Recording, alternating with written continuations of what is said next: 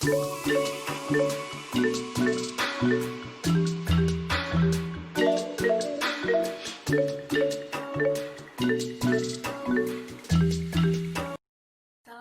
warahmatullahi wabarakatuh. Halo semua, perkenalkan nama saya Aisyah dari jurusan Teknologi Hasil Perikanan, Fakultas Ilmu Kelautan dan Perikanan, Universitas Maritim Raja Ali Haji. Di sini saya akan menjelaskan tentang topik nutraseutika dan farmaseutika dari hasil perikanan. Oke, untuk pembahasannya kita akan membahas 4 topik pembahasan dari nutraseutika dan farmaseutika hasil perikanan yang terdiri dari protein, lemak, vitamin dan mineral, dan BTP.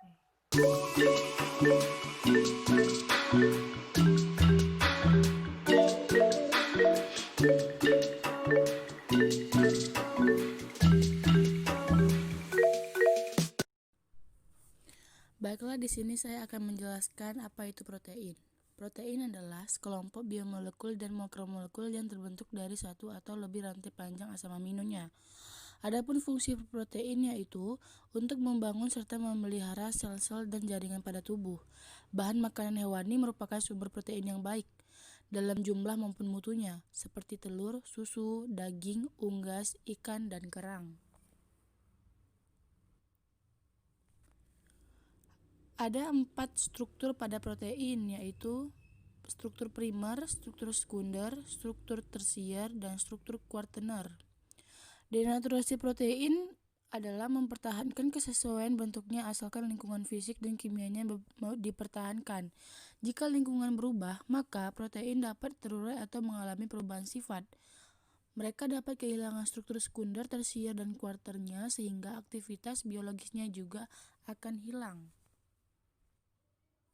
Lalu adanya pencernaan dan metabolisme protein.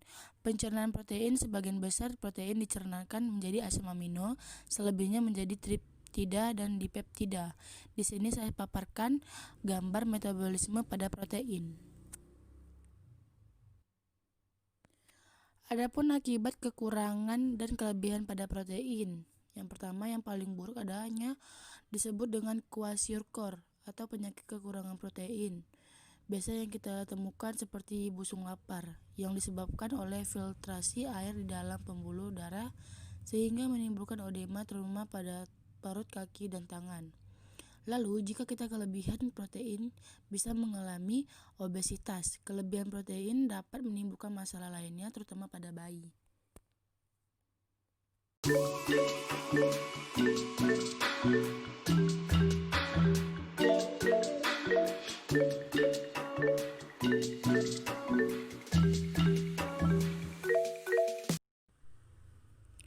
Lemak adalah sekelompok besar molekul-molekul alam yang terdiri atas unsur-unsur karbon, hidrogen, dan oksigen meliputi asam lemak, sterol, vitamin-vitamin yang larut di dalam lemak. Jenis lemak seperti kolesterol, trigliserida, lemak netral, dan fosfolipid. Adapun asam lemak yaitu asam lemak jenuh, asam lemak tidak jenuh tunggal, dan asam lemak tidak jenuh ganda. Fungsi lemak yaitu adalah untuk sebagai penghasil energi. Fungsi utamanya sebagai pembangun atau pembentuk susunan tubuh, pelindungan kehilangan panas tubuh, dan pengatur temperatur tubuh. Ada 2 sumber yang diperoleh oleh lemak, yaitu sumbernya dari sumber nabati dan hewani. Lemak nabati adalah lemak yang didapat dari sumber makanan, buah alpukat, kedelai, minyak kelapa, mentega, minyak biji anggur, sea. Dan lemak hewani adalah sumber lemak yang didapat dari hewan telur, lemak hewani daging, susu, ikan laut, minyak ikan. Di sini sudah saya paparkan jenis atau gambar dari lemak nabati dan lemak hewani. Lalu adapun metabolisme pada lemak. Metabolisme lemak merupakan proses tubuh untuk menghasilkan energi dari asupan lemak setelah masuk menjadi sari-sari makanan dalam tubuh. Dalam memetabolisme lemak menjadi energi, kita membutuhkan bantuan glukosa dari karbohidrat. Lemak dalam tubuh kita akan masuk ke dalam proses metabolisme setelah melewati tahapan penyerapan, sehingga bentuk lemak yang memasuki jalur metabolisme lemak dalam bentuk trigliserida. Dalam bentuk trigliserida, lemak disintesis menjadi asam lemak dan gliserol. Asam lemak dan gliserol inilah yang masuk ke dalam proses metabolisme energi. Gliserol dan asam lemak memerlukan glukosa untuk memasuki siklus Krebs. Dengan memasuki siklus ini, gliserol dan asam lemak dapat diubah menjadi energi.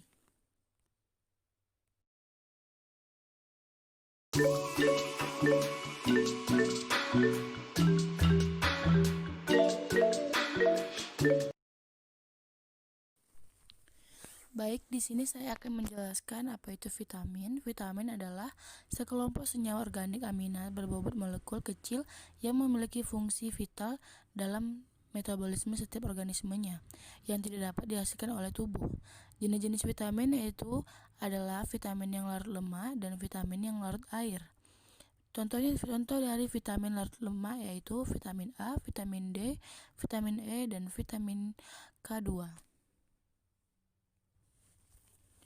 Dan untuk vitamin yang larut air, ada pula yaitu vitamin C, B1, B2, B3, B5, B6, B7, B9, dan B12. Di sini saya mengambil salah satu contoh dari vitamin larut air yaitu vitamin C. Vitamin C ini banyak sekali yang kita temukan dalam kehidupan kita dan sering juga kita mengkonsumsinya. Salah satunya jeruk. Fungsinya sebagai senyawa pembentuk kolagen, senyawa antioksidan, dan membantu menurunkan laju mutasi dalam tubuh sehingga risiko timbulnya berbagai penyakit degeneratif. Dan juga berperan dalam penutupan luka saat terjadi pendarahan dan memberi perlindungan lebih dari infeksi mikroorganisme patogen. Dan adapun manfaat dari vitamin yang larut lemak, saya ambil contoh dari vitamin A dan vitamin D. Vitamin A, adapun manfaatnya adalah menjaga kesehatan kulit dan mata dan imunitas tubuh. Sumber yang bisa kita dapatkan dari susu, ikan, sayur-sayuran, dan buah-buahan.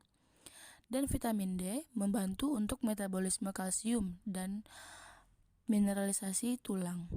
Adapun sumbernya banyak kita temukan pada makanan hewani, antara lain ikan, telur, susu, serta produk olahannya seperti keju.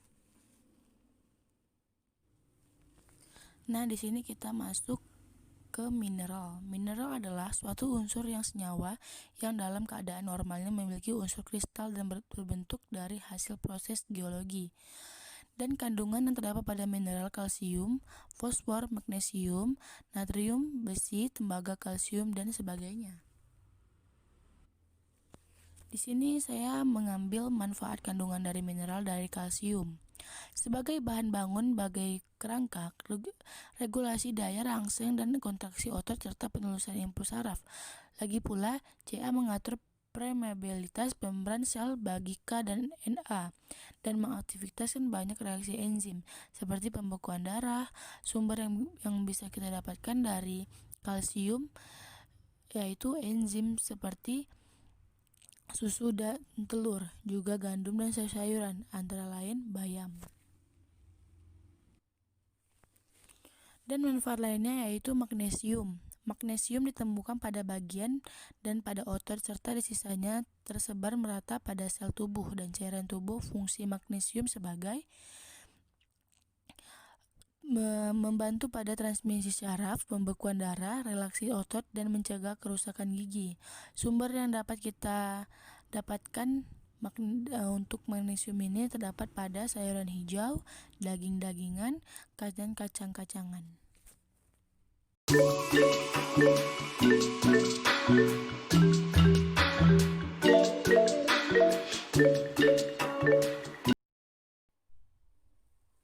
Sebelumnya, apa itu BTP? BTP adalah bahan yang secara alami bukan merupakan bagian dari bahan baku pangan, tetapi ditambahkan ke dalam pangan untuk mempengaruhi sifat atau bentuk pangan tidak digunakan.